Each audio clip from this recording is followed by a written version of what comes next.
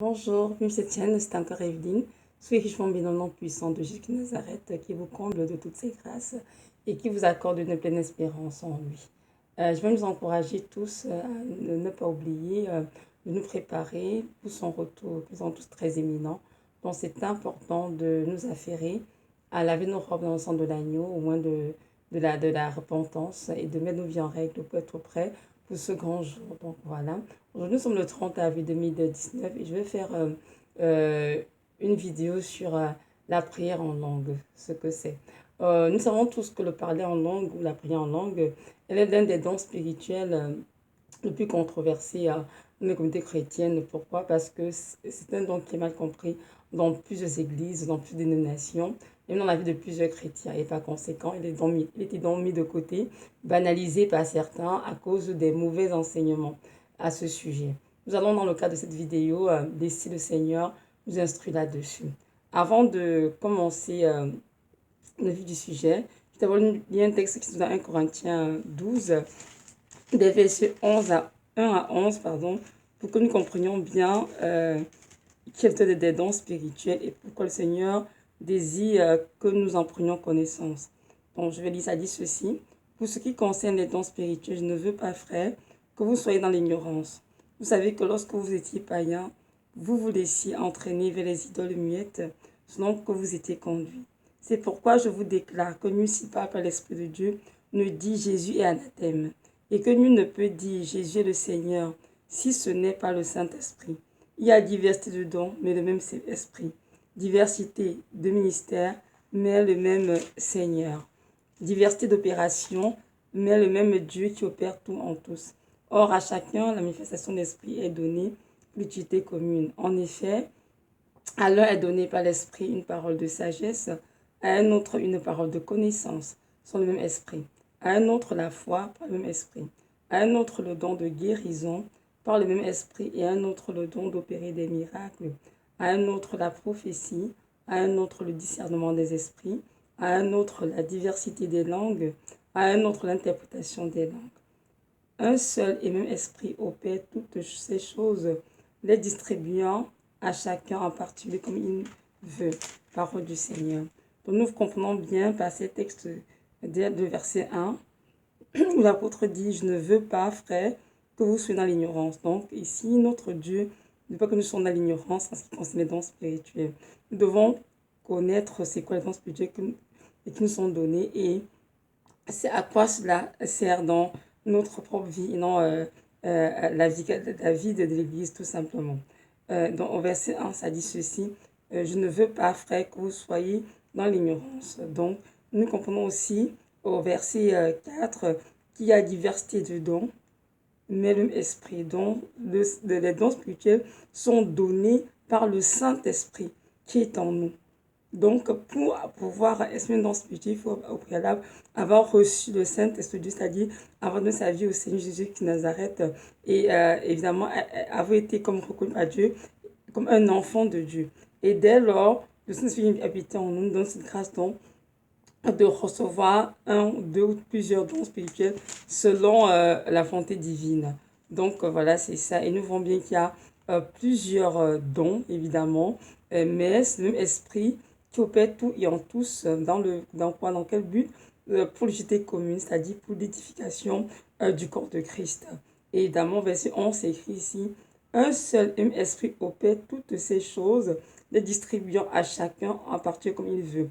Donc, c'est le Saint-Esprit qui distribue les dons et il le fait comme il le veut. Il n'est pas influencé par nous, par notre couleur, notre peau, notre race, aucunement. C'est à lui de décider. Il fait ce qui lui convient. Et nous sommes tout simplement des receveurs de dons. Moi, je te laisse ça s'exprimer pour la gloire de Dieu. Donc voilà. Maintenant, si on revient à notre sujet, c'est quoi le parler en langue? Donc, lorsque nous allons dans 1 Corinthiens 14, 1 à 2, ça dit ceci. Recherchez la charité, aspirez aussi aux dons spirituels, mais surtout à celui de prophétie. En effet, celui qui parle en langue ne parle pas aux hommes, mais à Dieu, car personne ne le comprend, et c'est en esprit qu'il dit des mystères. Donc, petit 1, et notre Dieu nous demande d'aspirer, c'est-à-dire de désirer les dons spirituels. Mais avant cela, nous devons d'abord rechercher la charité, dire qui est l'amour, parce que nous comprenons que les dons s'expriment dans un cadre où il y a l'amour qui règne. Très souvent, lorsque l'amour n'est pas quelque part, le Saint-Esprit ne peut pas agir. Donc, c'est très important de comprendre que nous marchons dans l'amour, selon 1 Corinthiens 13, comme c'est écrit, pour que les dons vraiment qui sont en nous s'expriment pour la gloire de Dieu et pour l'édification du corps de Christ. Et on dit, c'est quoi parler en langue et tout. Non, le parler en langue, c'est dire des mystères à Dieu, par l'Esprit de Dieu qui est en nous. Euh, et euh, euh, En fait, c'est un don spirituel qui nous permet de dire des mots incompris par nous, mais par ceux qui nous entourent. Mais que Dieu seul comprend la langue de parler. Et c'est une langue en fait qui est incomprise à notre intelligence et nous ne pouvons pas, comment dirais-je, le forcer, non. C'est vraiment Dieu qui donne, qui dirige et on laisse juste ça couler et on s'exprime en langue. J'aimerais juste dire aussi que dans le parler en langue, nous savons tous que c'est une langue incomprise par notre intelligence, et c'est vrai. Mais il y a aussi une autre partie du parler en langue, en fait, qui consiste à donner vraiment pour le Saint-Esprit à des hommes de s'exprimer dans une langue étrangère, mais intelligible, c'est-à-dire un francophone, par exemple, qui est capable, sous le Saint-Esprit, de s'exprimer en anglais clairement et d'annoncer l'évangile dans cette langue-là. Oui, ça fait partie évidemment des dons, des dons de parler en langue, ce qu'on dit ici dans 1 Corinthiens 12, hein, verset 10. Un autre est donné la diversité des langues. C'est ça que les questions et tout. Un autre, l'interprétation des langues, dont le Seigneur est capable, et non pas le Saint-Esprit, de donner à un enfant chrétien, d'être sous l'onction du Saint-Esprit, de parler une langue qui lui est complètement étrangère, mais il la parle couramment dans le but d'annoncer l'évangile, d'édifier ceux qui l'écoutent, selon comment le Saint-Esprit permet de conduire. Donc ça, c'est aussi une autre côté de parler en langue et tout. Mais ce que je veux, celui dont je veux vraiment toucher dans ce texte-ci, ça c'est vraiment plus le parler langue qui s'exprime par des sons, des sons incompris et comment on dit, des mots qu'on peut nous comprendre. Parce que c'est ce dont on a été donné pour le chrétien, pour s'édifier en Christ et pour pouvoir communier le Seigneur, grandir dans le Seigneur. Donc voilà. Si nous allons dans Acte 2, 14, acte 2, pardon, dans Acte 2, 1 à 4, nous verrons bien que lorsque le Saint-Esprit les a visités, ils ont parlé vraiment en langue de diverses manières. Et retenons aussi que le Saint-Esprit est celui qui donne les dons à qui il veut. C'est important. Donc, on ne peut pas le manipuler, ni forcer, ni, comment dirais-je, faire des incantations, non, aucunement. C'est vraiment l'œuvre du Saint-Esprit dans la vie du croyant. Bon, allons dans acte 2. Acte 2,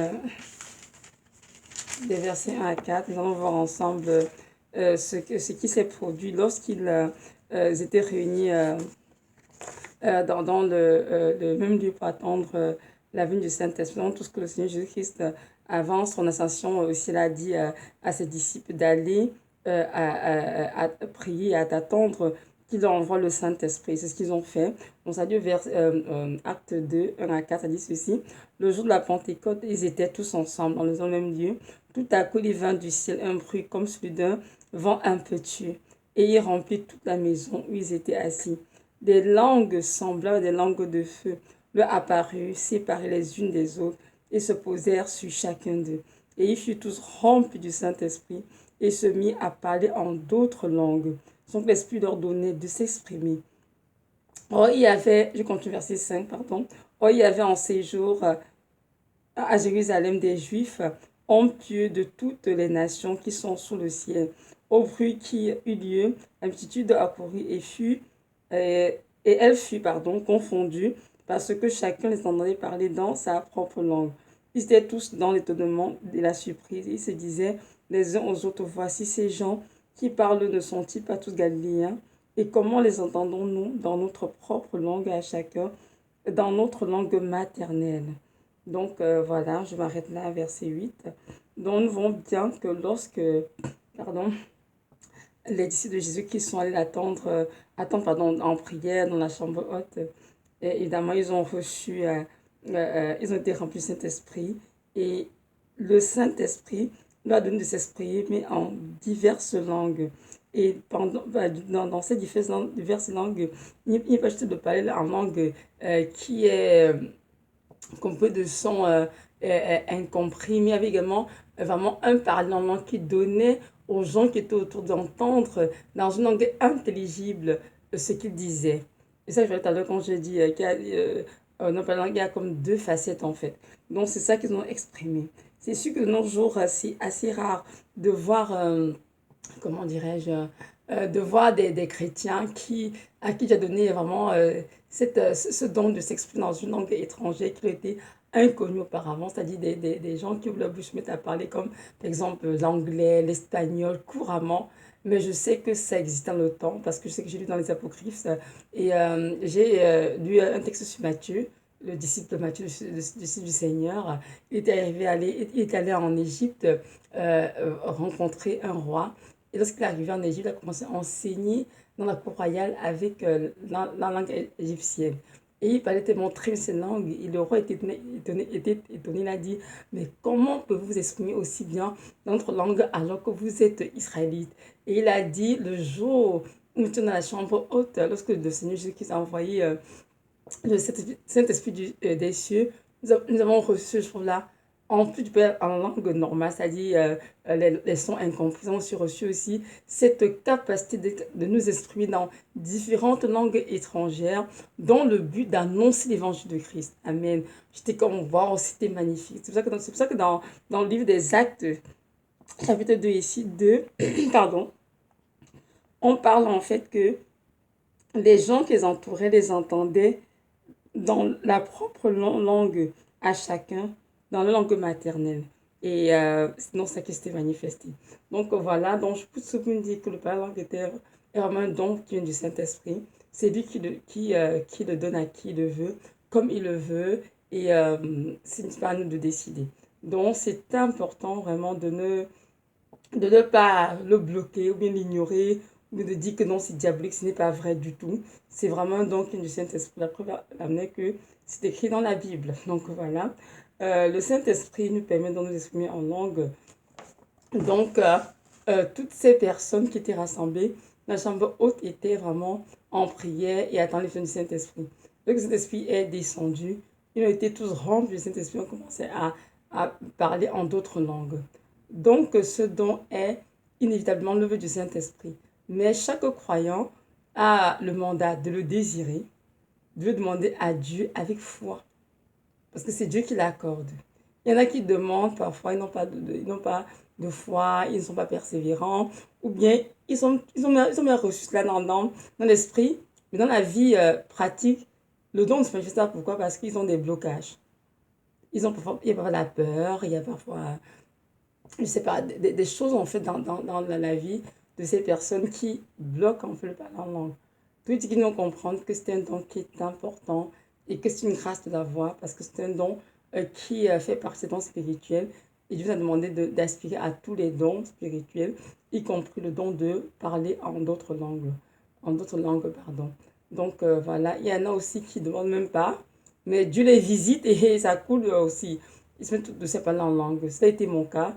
J'étais allée dans une retraite chrétienne il y a des années et lorsque je suis arrivée, j'étais remplie de Saint-Esprit et aussitôt, j'ai commencé à parler en d'autres langues. Ce fut une belle surprise pour moi et un beau cadeau du Saint-Esprit d'ailleurs, car je ne m'attendais pas du tout. Donc, j'ai connu des sœurs aussi pour lesquelles on a prié à l'église, mais c'est à la maison que ça s'est manifesté. Donc, il faut comprendre qu'il faut être patient et moi, l'Esprit Saint fait son œuvre en son temps sur chacun. Il ne faut pas copier de quelqu'un, il ne faut pas essayer d'être comme quelqu'un. Il faut laisser tout simplement le Saint-Esprit agir sans seulement vouloir, autant qu'il voudra pour nous accorder le don. Donc, juste nous disposer à laisser le don couler, c'est-à-dire ne pas avoir de blocage, dire non à la peur, prier que ça nous aide vraiment à laisser le don s'exprimer tout simplement et prier avec foi. Évidemment aussi, je sais qu'il y a beaucoup de gens aussi qui sont parfois, comment dirais-je, bloqués parce que dans la vie, ils pratiquent le péché. Et c'est sûr que lorsqu'on pratique le péché, cela pourrait nous empêcher de faire ce don. Et lorsque je dis pratiquer le péché, ce n'est pas ici, je pense que c'est d'un chrétien qui pêche par inadvertance, hein, ça dit une fois là, ça et là, et se repent et regrette ici. Presque le péché veut dire un chrétien qui vit dans le péché, qui s'y plaît et n'a aucun regret. Gens qui prient le Seigneur, c'est sûr que ce genre de vie pourrait bloquer le parler en langue, mais aussitôt qu'on se repent vraiment de nos péchés et qu'on est sincère, on veut vraiment abandonner cela, notre Dieu va faire le ménage, nous aider, enfin, donc, qui vont nous aider aussi, justement, nous a délivré du jugement des péchés. Donc, voilà, c'est ça. Maintenant, est-ce que parler en langue est un signe qu'on est forcément rempli du Saint-Esprit? Euh, je pense que c'est une question assez, je dirais, délicate, mais pour ma part, je ne crois pas. La langue est un don comme tous les autres. On a lu tout à l'heure dans 1 Corinthiens, euh, 1 Corinthiens, quoi, 1 Corinthiens 12 et 1 Corinthiens 14 aussi. Donc, en fait, c'est un don de parler en langue. Et nous voyons bien que le Saint-Esprit l'accorde à qui il veut. Cependant, euh, lorsqu'un chrétien est baptisé du Saint-Esprit, c'est-à-dire lorsqu'un chrétien est rempli du Saint-Esprit, très souvent, il parle en langue. Parfois, il y a des blocages en chemin, comme j'ai dit, la peur ou bien d'autres choses. Mais très souvent, quand même, lorsqu'un chrétien a plus Saint-Esprit, il va parler en langue. Cependant, il y a des chrétiens qui parlent en langue, mais ne sont pas forcément remplis d'esprit. La preuve en est que nous voyons bien des chrétiens ici devant, qui parlent beaucoup en langue à l'église constamment, mais qui sont des chrétiens charnels, qui vivent vraiment dans le péché sans se déranger. Ils sont là, ils sont contents et pourtant ils n'arrivent pas à se soumettre au Saint-Esprit. Donc nous voyons bien que on peut bien être, comment dirais-je, avoir le don de parler en langue, mais ça être forcément rempli de Saint-Esprit. Parce qu'un enfant de Dieu qui est rempli de Saint-Esprit a la capacité de tenir sa chair, à susciter l'esprit, d'être capable de marcher sur l'esprit dans son la chair. Et, mais il y a des enfants qui parlent en langue, oui. À tout bout de champ, on les entend réciter Kokoria, Bakataka, Shikia. Mais lorsqu'on regarde leur vie chrétienne, on voit bien qu'ils ne sont pas soumis à la parole de Dieu. Donc voilà, c'est ça. Donc voilà, j'ai fait tout bêta, c'est ça. Maintenant, la question 3, c'est celle-ci. Pourquoi est-il important pour le chrétien de parler en langue? Ouais, nous allons répondre à cette, euh, à cette belle question qui aussi est tout aussi importante, hein. Oui, c'est important que nous comprenions bien pourquoi est-ce que Dieu, le Seigneur, euh, pardon, pourquoi est-ce qu'il est important, disons, de parler en langue. Donc, nous allons continuer le texte dans 1 Corinthiens 14, verset 3, ça dit ceci. Non, verset 4, pardon, 1 Corinthiens 14, 4 dit ceci. Après du verset 4, je veux dire, après du verset 4, ça dit ceci. Celui qui parle en langue s'édifie lui-même. Celui qui prophétise édifie l'Église. Je désire que vous parliez tous en langue, mais encore plus que vous prophétisiez. Celui qui prophétise est plus grand que celui qui parle en langue, à moins que ce dernier n'interprète, pour que l'Église en reçoive l'édification.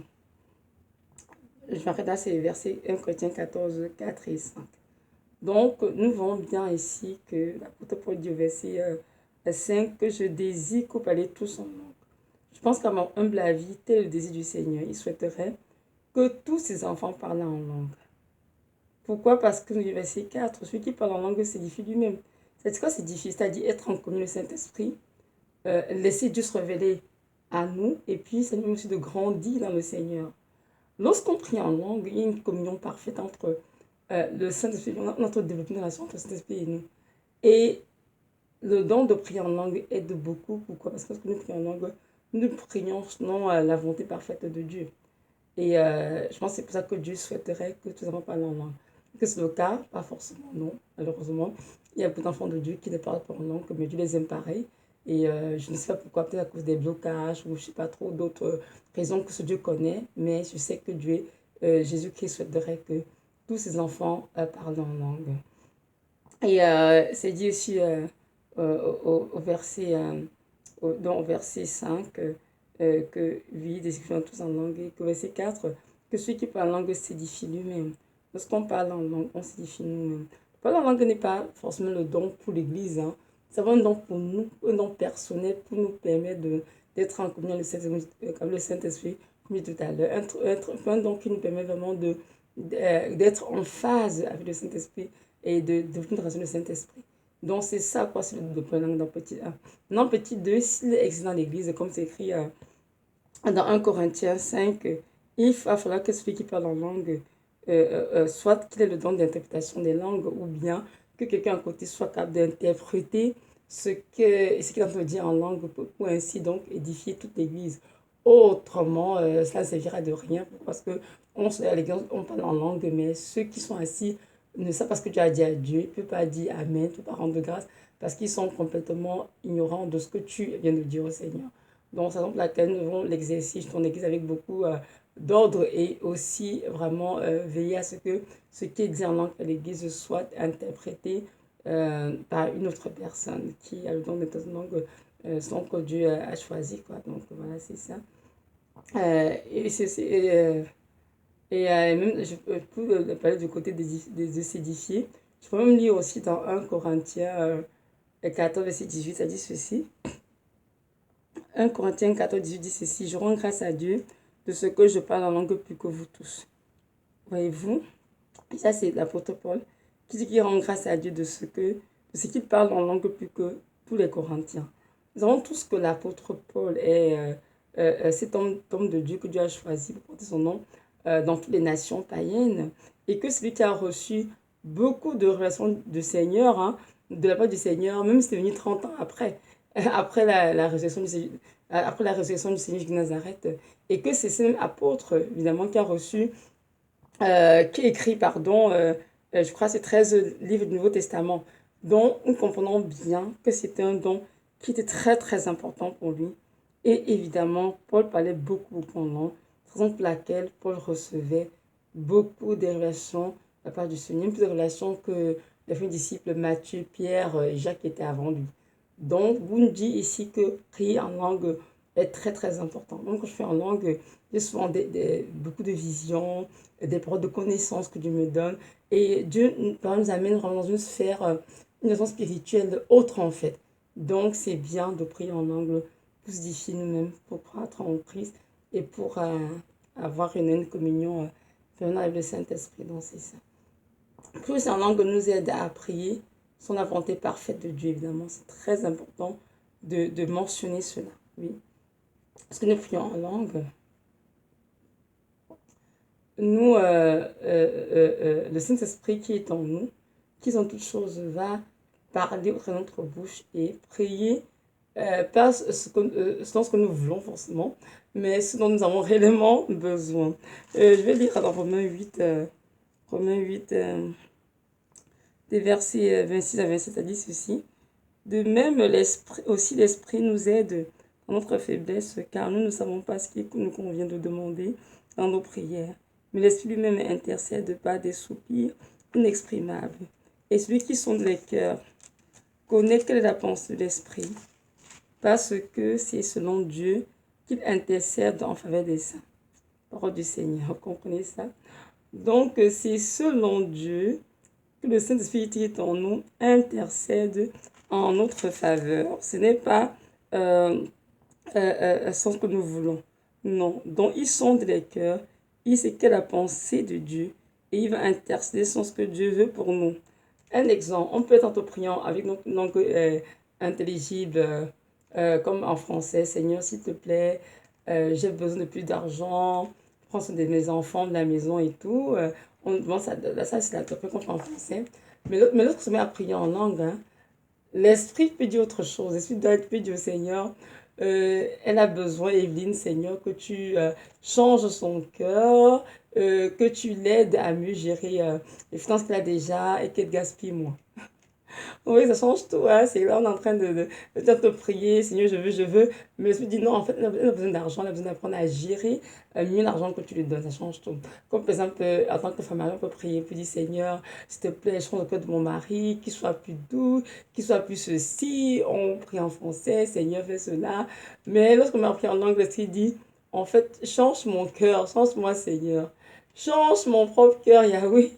Car j'ai besoin de changer mon propre cœur, d'être plus patiente aussi, d'être plus douce, plus humble dans mon couple. Donc, voyez-vous, et c'est très important ce dont je dis parce que ça nous évite des prières futiles. on fait des prières qui sont vraiment alignées sous la pensée divine en fait. Donc la prière en langue nous aide vraiment à aligner nos pensées et notre volonté sous celle du Seigneur. Et c'est très important pour les chrétiens. Nous savons tous très bien que nous n'avons pas été sauvés pour faire ce que nous voulons, ce qui nous tente, hein, mais pour faire constamment et en tout temps la volonté divine du mieux qu'elle nous est révélée. C'est sûr qu'il va falloir qu'on ne connaît pas trop ce que Dieu veut, mais lorsqu'elle est révélée, on doit obéir, peu importe le prix à payer. Et c'est ça qui est notre force. C'est que dans Matthieu 7, verset 22-23, ce ne sont pas ceux qui diront tous Seigneur, Seigneur, qui entrent le ciel, mais ce sont ceux qui font la volonté de Dieu. Donc, Dieu voudrait aussi que nous prions. Ce sont des prières qui ont du sens, qui vont nous aider à grandir, à mieux maturer, pour du fruit, non des prières de je veux ceci, je veux cela, Seigneur, puisse satisfaire notre chair. Non. C'est pour ça que lorsqu'on prie en langue, alors justement dans le monde spirituel, tout shift, parce que nos euh, euh, ambitions, nos désirs sont vraiment soumis à ceux de Dieu et ce n'est que ce que Dieu veut qui va se réaliser tout simplement. Donc voilà, c'est ça. Euh, c'est ça que j'aime beaucoup prier en langue personnellement. Je trouve que c'est beaucoup mieux que de passer beaucoup de temps en français et puis dire beaucoup de choses qui sont techniques. Mais lorsque on prie vraiment comment dirais-je, en langue, le Saint-Esprit nous aide beaucoup et il dit au Seigneur ce qui est nécessaire. C'est ça. Et évidemment, nous savons tous que prier en langue aussi, lorsque nous prions en langue, nous sommes en train de rendre aussi d'excellentes actions de grâce au Seigneur. Hein. C'est ce qui est la parole, c'est dans 1 Corinthiens 14, toujours verset 17. Ça dit ceci. Hum, euh, euh, ok, je lis, pardon, à partir du verset 15. Ça dit ici, que faire donc? Je prierai par l'esprit, mais je prierai aussi par l'intelligence. Je chanterai par l'esprit, mais je chanterai aussi avec l'intelligence. Autrement, si tu rends grâce par l'esprit, comment celui qui est dans les rangs de l'homme, du peuple, répondra-t-il Amen à ton action de grâce, puisqu'il ne sait pas ce que tu dis? Tu rends, il est vrai, d'excellentes actions de grâce, mais l'autre n'est pas édifié. Dans 1 Corinthiens 14, 17 nous montre bien que lorsque nous prions en langue, nous rendons à Dieu d'excellentes actions de grâce. Donc, prier aussi en langue, c'est très bien parce que lorsqu'on prie en langue, on élève le Seigneur vraiment dans sa suprématie, dans sa splendeur, dans sa magnificence et c'est très, très apprécié de lui. Donc, ça, c'est des bienfaits de prier en langue, pardon. Donc, c'est ça. Si tu continues, évidemment, dans le combat spirituel, prier en langue aussi est très, très important.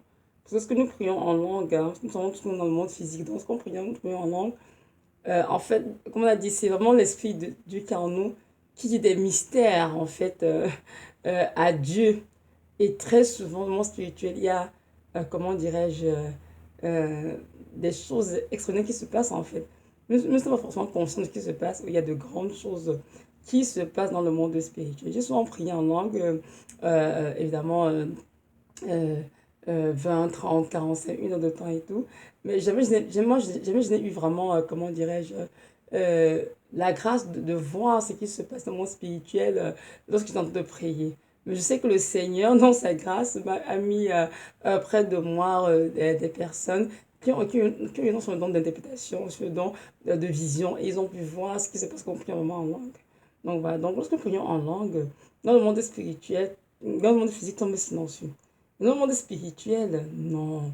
Des grandes victoires sont acquises. Et lorsqu'on prie en langue, les démons ne peuvent pas résister dans notre entourage. Les yeux des ténèbres sont détruits totalement par le feu qui sont notre bouche. Lorsqu'on prie en langue, en fait, dans la vie réelle, ils sont en train de dire des mots ou des sons inexprimables. Mais dans l'esprit, hein, ce qui est sur notre bouche, c'est comme du feu, en fait, qui sort pour détruire les yeux des ténèbres. Donc, tout dans la parole qui est écrit dans 1 Jean 3, verset 8, que le Fils de l'homme est venu afin de détruire les œuvres du diable. Parce que nous prions en langue, croyez-moi, on détient vraiment les œuvres du diable par la grâce de notre Seigneur Jésus-Christ Nazareth. J'ai eu une jeune sœur à moi qui a une vision que Dieu lui a donnée pour m'aider, pour m'encourager à continuer en langue. Elle a dit ceci.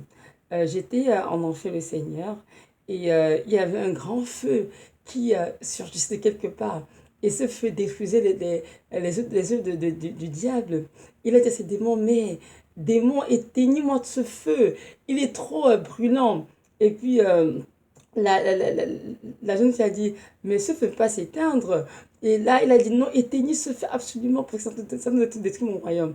Et les démons ont dit, mais maître, on peut éteindre le feu. Et du coup, maintenant, la jeune fille a dit, mais c'est Evelyne qui est en train de prier comme ça. Seigneur, c'est qu'elle te prie en langue.